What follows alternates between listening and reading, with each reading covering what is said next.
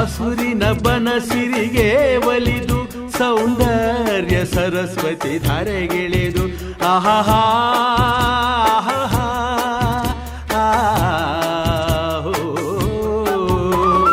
ಹರಿಯುವ ನದಿಯಲ್ಲಿ ಜಾಡಿ ಹೂವನದಲ್ಲಿ ನಲಿಯುತ್ತ ಓಲಾಡಿ ಚೆಲುವಿನ ಬಲೆಯ ಬೀಸಿದಳು ಈ ಗಂಧದ ಗುಡಿಯಲ್ಲಿ ನೆಲೆಸಿಹಳು.